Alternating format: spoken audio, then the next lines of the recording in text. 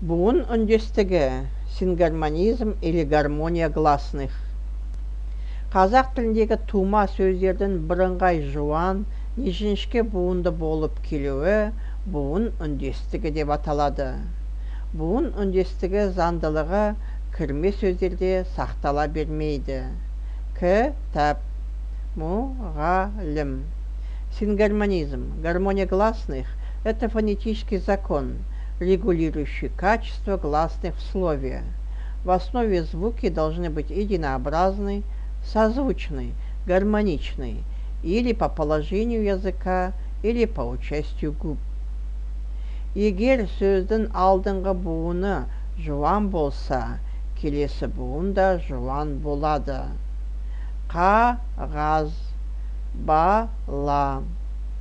Егер сөздің соңғы буыны жуан болса, қосымша да жуан болады. Қағазды, балалар. Егер сөздің алдыңғы буыны жіңішке болса, келесі буын да жіңішке болады.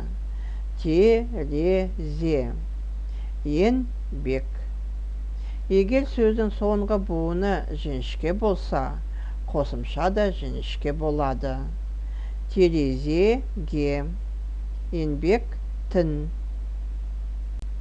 Ескерту. Түбірдің соңғы буынының жуан жіңішкелігіне қарамай, өз қалпын сақтап тіркесетін қосымшалар. Кер, саудагер, айлакер, іскер. Дар, білімдар. Паз, аспаз, өнерпаз. Пен, мен, қолмен, жермен. Хана, емхана, аурухана. Қор, жалақор, жемқор. Тікі. Әкемдікі, баланікі. Х дыбысына біткен сөздерге жалғанатын қосымша әр уақытта жуан болады. Цехта, цехқа.